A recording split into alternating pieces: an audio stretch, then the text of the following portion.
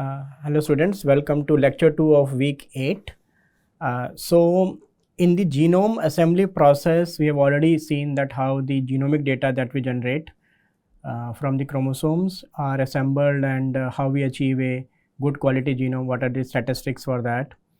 And when we do the genome sequencing, the transcriptome plays a very important role because you can ask multiple questions like what genes were actually expressing. The RNA that you get in the transcriptome provides you an evidence of the presence of the gene that you may predict from the genome. It also gives you information about the alternate splice products, and you may also ask more questions from different tissues or multiple times that what is the level of expression, looking at the copy number of transcripts, right? So transcriptome assembly is a very important process, and also the gene that you predict from the genome, together transcriptome and genes are used for the functional analysis. That is the main stay of your paper, because just assembly may not serve the purpose, and you have to report the why that genome or the why that species is like that, and that you can do only when you look at the genic content and the its functional analysis. So today we will deal with the transcriptome assembly and how to predict genes, which also uses the transcriptome data. So basically, typically a genome, first of all, you do the repeat masking when you have the genome in hand, and then you go for the gene prediction and the functional annotation, right? So before this, there were several steps which we have already covered in the previous lectures. So basically, the gene prediction step we will look at in this lecture, and also look at its functional analysis in the later parts. So first of all, what is transcriptome? So basically the total RNA which is present in a cell.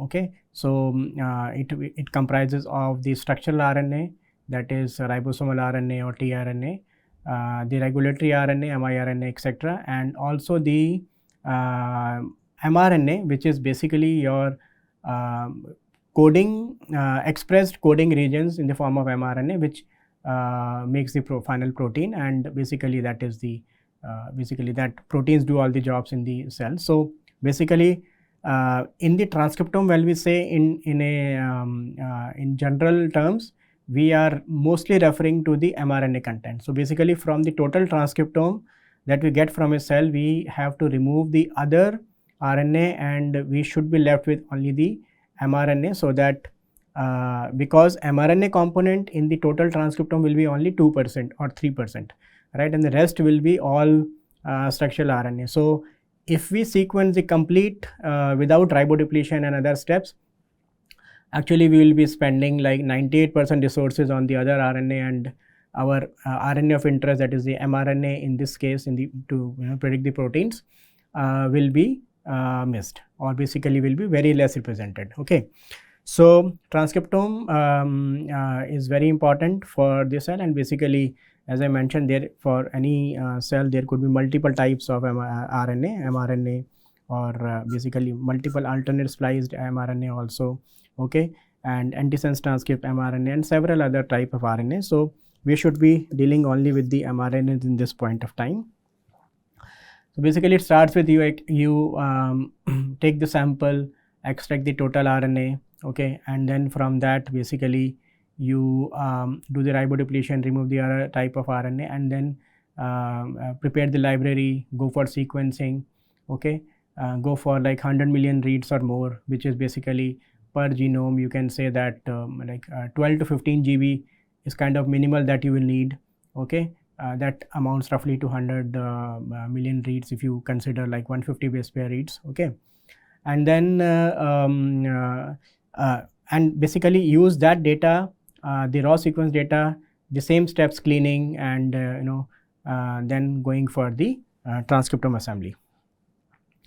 Okay, now the transcriptome assembly that we are dealing with could be de novo or reference based, right? So we will be looking at both the de novo and reference based transcriptome assemblies. The de novo certainly has an advantage because you are building the transcript from scratch. You have sufficient data to build the transcripts, or basically RNAs, mRNA sequences, right, from scratch. and basically like mostly we'll be dealing with the new genomes if you're not doing a resequencing project, and in that case the reference genomes may not be available. So okay, so that is why the reference guided assembly suffers, because you have to have a genome or a like similar set of transcripts onto which you can map your reads and construct the transcripts back. Okay, so basically consensus based or basically your reference based assembly. Okay, so if you are dealing with a new genome, so this is not possible, and there are several tools that can do this reference assembly. Okay, which is like top hat 2, high set 2, star, etc. So and as I mentioned, like reference based assembly will have the drawbacks of first of all you need the reference genome or the transcriptome on which you will map the reads, which may not be available. So de novo assembly is better, and we will be looking at in detail here. So basically de novo assembly, you have reads. Okay, so basically in the cell there were RNA okay, and basically those RNA are now chopped into, fragmented into smaller reads. Then you have to again build back these RNAs from these reads. Okay, the same way that we do the genome, right? But here it is more about the depth and not the coverage, right? That matters. And as I mentioned that we are only dealing with the 2 to 3% of the genome and not the complete genome here. So lesser sequencing is also okay.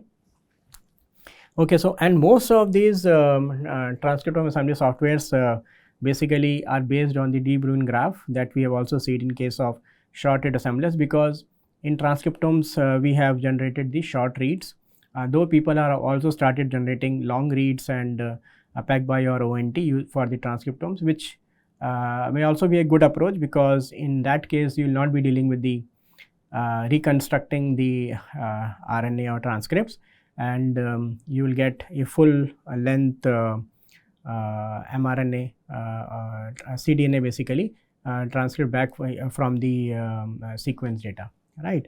And errors you can always correct by using the short reads. Okay, but basically in most of the studies that you will found or you will also do, it will be like Illumina based short reads which you are going to assemble using any de Bruijn graph based assembler. Okay, so basically the read length that we are dealing with are 50 to 250 nucleotides, and so first of all from those reads the k-mers will be derived. Okay, so even before this you have to consider only the data which is clean, so you have to remove the adapter primer sequences if any or barcodes if any, right? And then take the clean reads for further assembly steps. So from the clean read set you will be deriving k-mers. Okay, and then those k-mers are basically each k-mer will become a node, and basically you will be creating a graph in which, and then traverse the graph to generate the transcript. So we will be seeing this process in detail today. Okay, so basically this is more like we have already done in case of the genome assembly. So Trinity is one of the commonly used, or even you can say the best performing de novo assembler for the RNA to reconstruct the RNA, right? So if you see like comparison with other ones, right? So it has the highest precision value and lowest FDR, that is the false data recovery. So basically this is the error rate. Okay, and also the accuracy, highest accuracy. So basically this is one of the reliable tools for the to generate the full length, or it promises full length, but basically it tries its best to generate the full length transcripts or RNA sequences. So it was published in Nature Biotechnology, and it is a state of the art de novo RNA-seq assembler. Okay, so it is based on de Bruijn graph based approach which deals with k-mers and building a graph and then traverses the graph to generate the transcript. Okay, and so we will be looking at how this algorithm works. So basically it has 4 steps. First step is jellyfish, where it actually from your read it will extract the k-mers. Usually it is k-mer length is 25 nucleotides, and then the inchworm or the greedy approach, in which it connects the k-mers, you can say, right, or increases the k-mer step by step, okay, on the basis of overlap. Okay, so basically we will be looking at this step in detail, but basically it is looking at the most abundant k-mer as the seed, and then based on that it is building on both sides using the overlap information and looking at the next best most abundant k-mers, and looking at the using the last residue of either sides. Okay, so we will be looking at this in detail.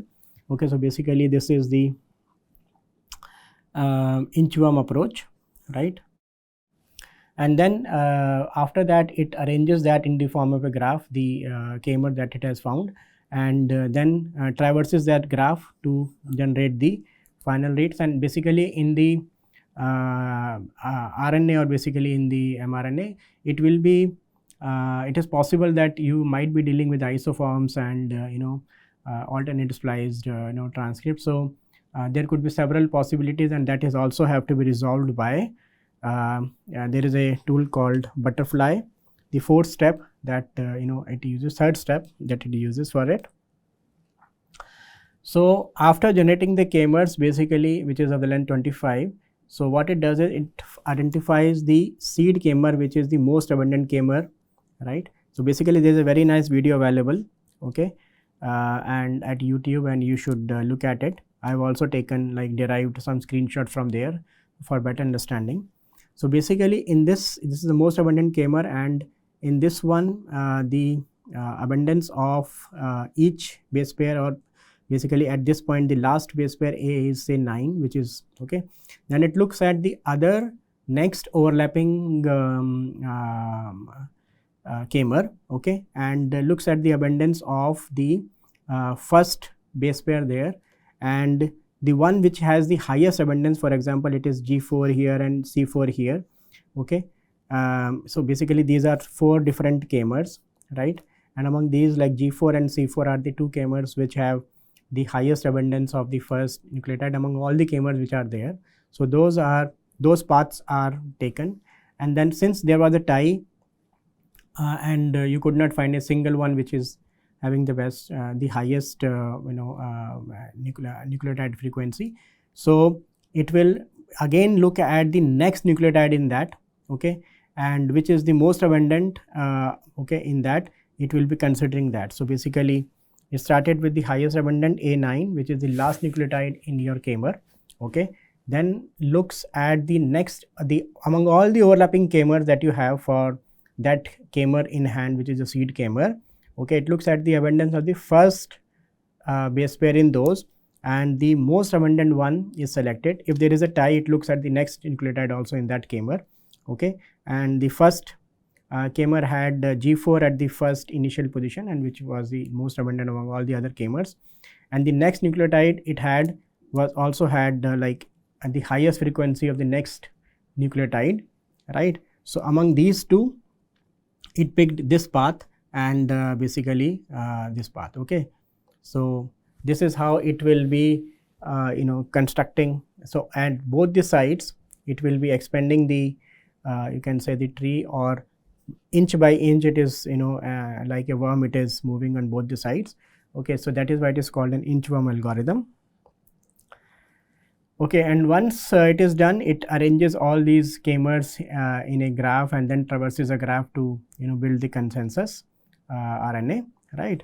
So using all these 4 steps, and it is a program that comes you can download, and it comes with a package, okay, that already have the software that you may need, that is Timomatic, because we have already seen that Timomatic is commonly used for cleaning the reads. So it is it will remove adapters, primers, barcodes, etc., and also generate like 4 files of the paired end reads and unpaired forward and reverse reads, which is the input for this one, right. Jellyfish, which is used for k-mer counting, and it's a very useful software, and also tells you which k-mer is best for the assembly also, okay. Fast tool for converting fast and fastq format. So these tools basically are useful, and it comes with the downloaded package, so you don't have to install these again. Okay, and then you also have to define or basically install these tools and define these in the path. Okay, SAM tools, Bowtie, okay, RSCM Express, these tools basically it gives a, in the README you can see these tools have to be should be there in the basically the path for these tools should be connected with Trinity. So that you can use it, or Trinity can use it or call it when it is needed during the assembly process. Okay, so basically this is, it's a very simple program, and the command line is also easy to use. So basically you will say Trinity and then the sequence type, which is the FQ, fast queue format, and then left read is basically the forward read, and right read is the reverse read. So left, so you have already generated the files using the Trimomatic. Okay, once you have done the cleaning. So forward paired and reads, okay, forward unpaired and reads that you generated from the Trimomatic are the inputs here, and then the right reads, that is the reverse read. So in that you will be giving same the two files, the reverse paired and reads and reverse unpaired and reads. Okay, then you have to define how many CPUs you want to use, so you can do parallel processing here, and you're already using a tool for that which is including the package. So if you have multi-core machine, so you can define how many cores you want to use, even like it also works with threads that way. So like for example, you're working with a like machine which is like 64 cores, so you can easily give like 60 cores, keeping the like 4 cores for basic jobs that a system must perform, and 60 cores you can dedicate for the assembly process. Okay, then define the output, which is a folder, right? You can define any folder, but this is just a sample.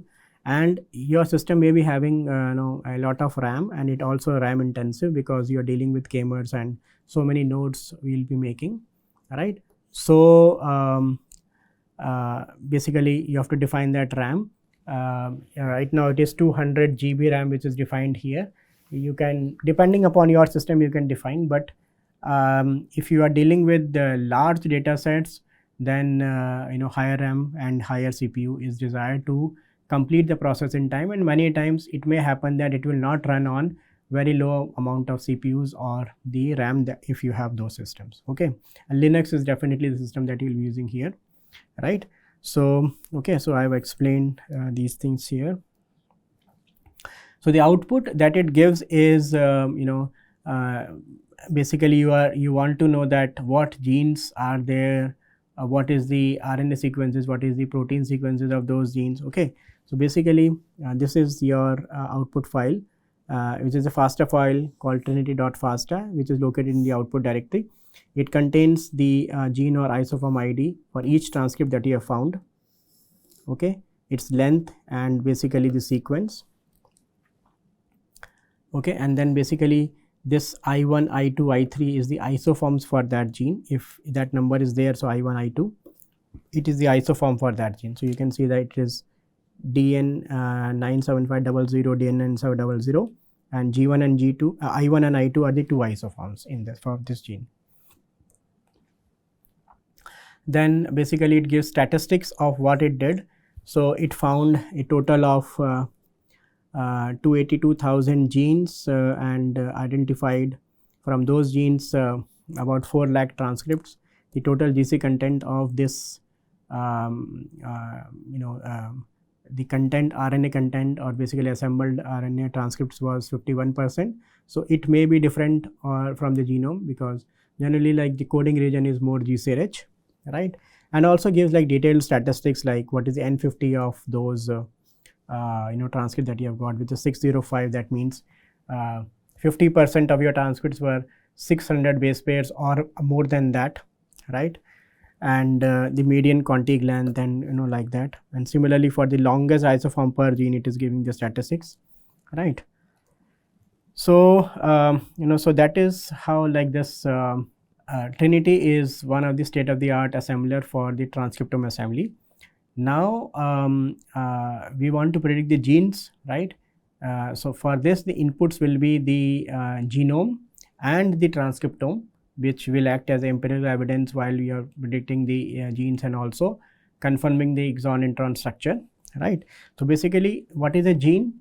It is the, you might have seen this definition. It is basically the function unit of heredity, which is actually playing all the important roles in the cell. It expresses in the form of proteins, but not all genes are protein coding. There are non-coding RNA genes also, and different genomes have different amount of number of genes, which is not exactly proportional to the genome size. That is the C-value paradox. And for like simple organism like bacteria compared to eukaryotes, you will be using, this is also eukaryote, simpler eukaryote to complex eukaryotes to plants, you will be using like different types of gene prediction softwares. Okay, so basically in a genome there will be repeats, there are genes, pseudogenes, which may confuse your gene prediction process, and non-coding RNA, for which you have to do the separate gene prediction part. Okay, so tRNA scan-assay is one of the, and RNA-MER is one of the tools that you use for the prediction of tRNA and rRNA in a genome.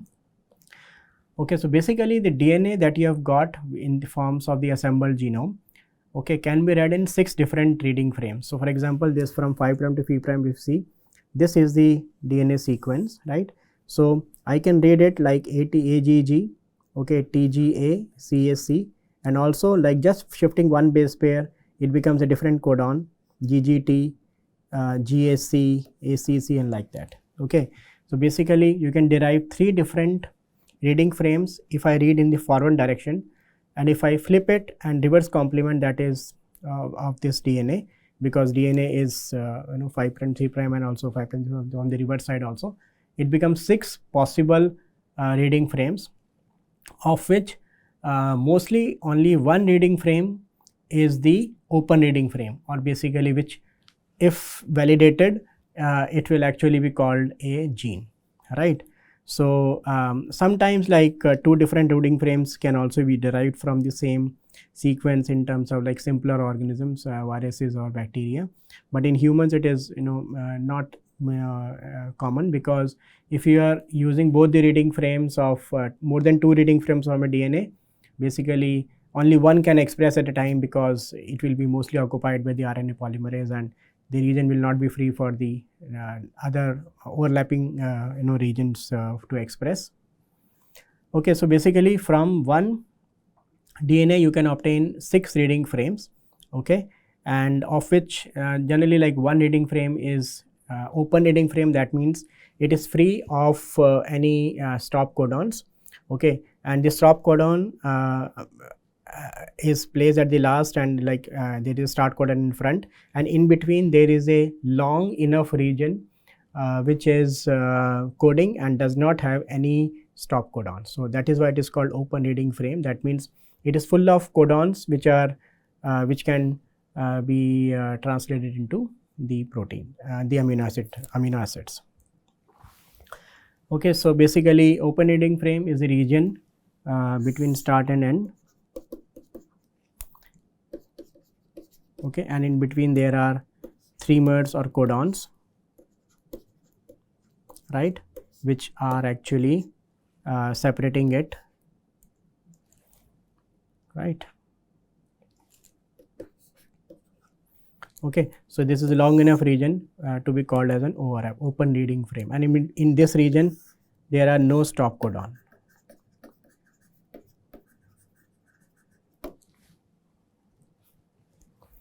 Okay, so basically this is another example of the same thing. So of the open reading frame, and basically the gene prediction software, I'm just building a concept so that you can understand and connect with the gene prediction software.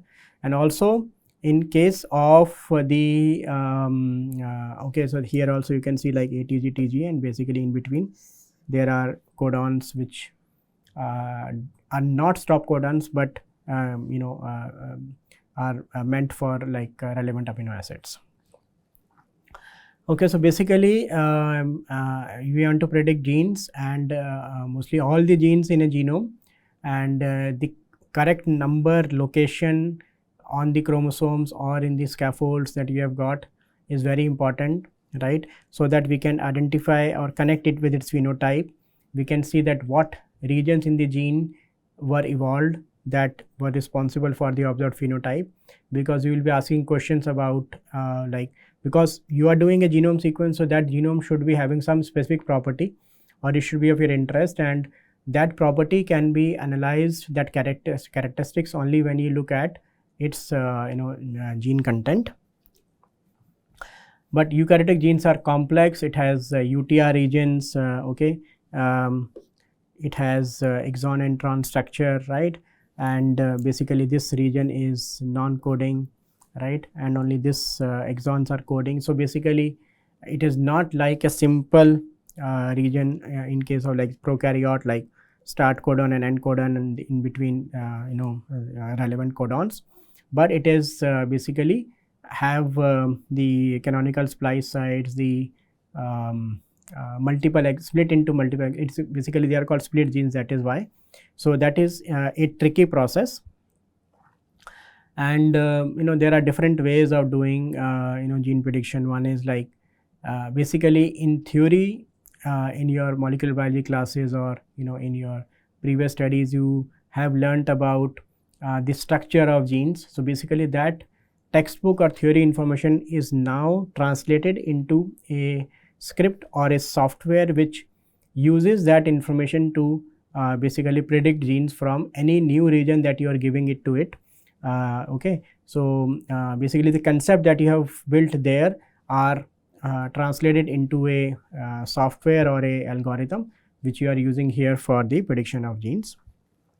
So one way is like you go for direct gene prediction, that means you are from de novo you are predicting the genes. Other is reference based, where you know, for example, all the genes in human genome, and you have chimpanzee genome which is 95 to 99% identical, right? So basically you will be doing alignments of human with chimpanzee and assume that whichever region in same chromosome or okay, or the aligned region, okay, or orthologous region in the two genomes, if human have gene, then chimpanzee may also be having the gene there. Okay, so basically this way you can derive, which is by comparative genomics.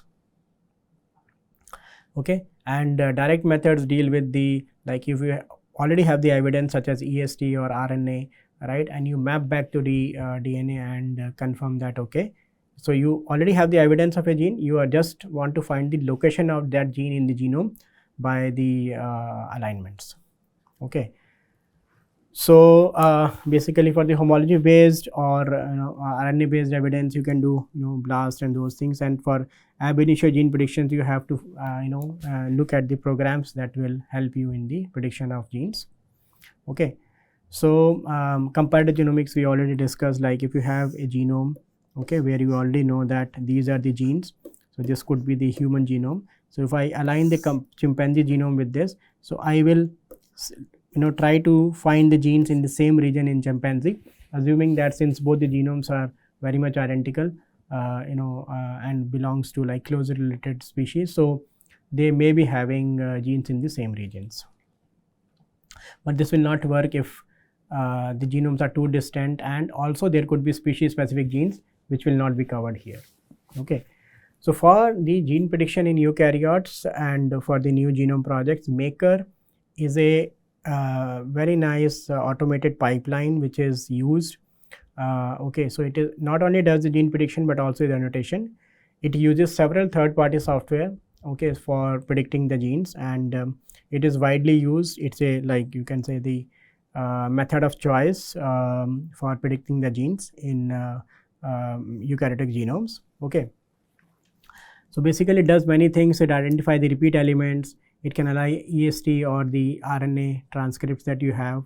Okay, it can also align if you have the protein data, align to that to the genome. So basically these things it is using as evidence or to reconfirm or strengthen your gene prediction results, which it has done from ab initio gene prediction, and then it creates the final gene sequence with annotations of the exon intron structure, UTRs. Okay, so and also provides the quality values which are very important, like AAD values, which should be less than 0.5, which tells that the gene that you are shortlisting are high confidence genes.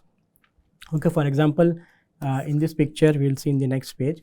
So it has used various programs for generating the genes, okay, and for the exon intron structure, and from all those programs basically it is using the consensus, okay, for the gene prediction. Like this is the maker gene prediction. So you can see that in this one there are regions which are basically, you can say, like exonerate is the program that is of choice to map the RNA transcripts on the genome, so that you can find the exon intron structure. So you can see that basically the final transcript or the final gene that you have got, okay, is having most of the exon intron structure derived from this yellow or exonerate, or this white and yellow, okay, right. And so basically it gives you the final gene structure including the UTR and exon introns, okay, which are placed according to their arrangement on the chromosome, right. So this is doing it from scratch. So basically what you gave it was just the DNA, okay, assembled DNA of the genome, and it is using the RNA sequence data or the protein sequence data, and a gene prediction software which is which comes along with it to do the gene prediction and also annotation. Okay, so it is just not a gene predictor, but it's an annotation pipeline, okay, that also use several existing software, okay, to predict and construct the genes, right. And it provides the final list of genes that are present in different scaffolds that you had in your genome assembly. Okay, so first step is repeat masking, because it has to mask the region or convert that into ends which are repetitive and which may interfere with the gene prediction process, like transposons and like simple complex repeats. So basically it gets rid of those. So then after the repeat masking, it does the ab initio gene prediction. Okay, so here it has several methods that are there. You can select any one of those, but Augustus is a method which is widely used and with the maker pipeline, and it is good, it works fine, and okay, and it provides a good reliable gene prediction. Okay, then after doing the ab initio gene prediction on the genome assembly using Augustus, right, where it has already found the exon intron structure and predicted the regions of genes, now to confirm that, or basically fine tune or refine that, it is using the RNA data or the transcriptome data as an evidence to reconfirm the exon intron and also improvise the exon intron boundaries and reanalyze or refine the gene structure.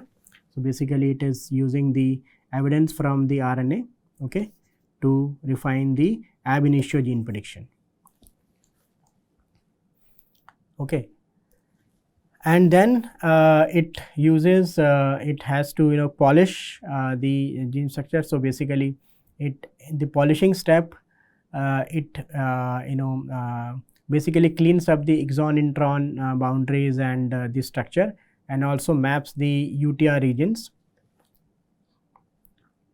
in the fourth step, and then it provides you the final gene annotations including the UTRs, the exon intron structure, and the isoforms that may exist in the in those genes.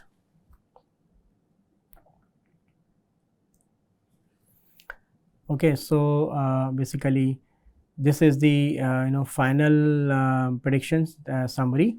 So if you see, okay, so this we have covered. So in the final summary, it gives you the list of genes, their exon intron structure, right, and also it gives score to your genes such that you can select or shortlist only those genes which are high scoring, So for example, it calculates the AED or annotation edit distance, right, for those genes, right, and like all genes, basically the best genes will be at this point are nearing 0, okay, which are more reliable. So generally, like AED score less than 0.5 is preferred to select the genes which are more reliable, and those are shortlisted for the further analysis of the genome. Okay, so AD0 means all the genes which are coming with an evidence from the RNA or other data that you have provided, and AD1 basically genes that do not come with any evidence, but it is mainly based on the gene prediction model that you had used, and could also be like genes of interest if you want to like look for new genes that had no evidence so far, because it is not that all the genes will be expressed in the RNA, because it also depends upon what tissue you might have taken, what stage of life the plant or the animal was. So it could be developmental genes that may not be present later or like that. Okay. So but AD less than 0.5 are generally considered. Okay, installation is simple. It is a Perl based, and you require Perl and NCBA BLAST, exonerate, right, repeat masker. Okay, these are the prerequisites that you should have which installed in your system. Okay, Augustus 2.0 or whichever among these you want to use the gene prediction program should be installed. Okay, so basically you should you can download it from GitHub. So as I mentioned, GitHub is basically the hub of all the major bioinformatics tools that are available and published, and it gives you options to download those, including all the readme files and supplementary information. So it is publicly available, free to use. So basically you can download this, then go to the maker source directory, src directory, and from there you can say that perl build .pl to configure. So this will, okay, and then it will configure it according to your system, and then it will say build install to complete the installation on your system. All right, and there are several options which are available with any software, and maker also has several options, because you'll be using those extra parameters to do more when you're doing the gene prediction. So those options are available, so you can just say maker options. Okay, so it will give you the options which are available, like what is a genome file, and you want to how you want to basically run those and using the additional qualifiers that you have, okay, which are available here. Okay, then basically you can also provide the path where you will be putting the executables and the output directories, and okay, and so basically if you read the readme file, these parts will become more clear, and you have to define where your genome is, where your other software that you've installed are located, and you should have the root permission when you are installing and using this installing the program. At the user use point, it is root is not required. Okay, so in the output directory that you have got, basically it gives you a GFF file, which is a general feature format, in which it will tell you like what is the contig or scaffold, okay, the gene structure like start and end, which strand of the DNA you found the gene in the forward orientation or reverse orientation, okay, and more information about that gene, its score, and like that. Okay, because it has found the gene, it should also give you the cDNA file or the transcript file, okay, which is the nucleotide file, which is here, right, which you can translate into protein, but it also gives you the protein files like this, okay, protein.fasta, which you can use directly in the further analysis. Okay, so basically it is giving you a list of genes, the mRNA and the protein files, which in the FASTA format, which you can use for further analysis. So just one example. So for example, two genomes like the banyan tree and people tree genome were done and their genome size was almost like 300 to 400 million base pairs, right? For which both genome and transcriptome data was generated, right? And purpose of doing both the genomes was like, one is very long lived, other is religious importance, and also full of medicinal value. So this kind of purpose are always associated with the genome of your interest. So for these genomes, when Maker was used, it predicted like 29,000 genes and 27,000 genes from the respective two genomes, and of which, when we selected the high scoring genes, basically the genes 93% and 94% genes could qualify that score, that were below 0.5 threshold. Okay, so 0 to 0.5 were selected, and basically when in the final gene coding chain, after the length based filtering also, because there will be many genes which are very short in length and you may not like to keep them further, so you can that further leads to some reduction in the number of genes, or you can keep those genes separate and do further analysis and see if they are really genes, and if you get a functional or blast evidence for those genes. And then looking at the final gene set, you can use the Busco scoring matrix to see that how much genes or the basically single ortholog copy genes you could find in the genome. So basically here the Busco score was 86% and 8.1% fragmented. That means in total, basically in the single copy orthologs you could cover almost 94 or 94.4% genes, and also here is 94% genes. So which tells that like most of the gene content you have covered and a genome assembly is kind of complete.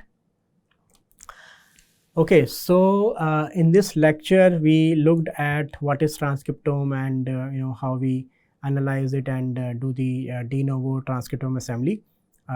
We looked at the tool that is widely used for the de novo transcriptome assembly, and also understood the concept of genes in eukaryotes and what is desired there, and the common annotation pipeline Maker, how it is used for the prediction of genes in eukaryotes. Okay, so this is good for today. Okay, thank you.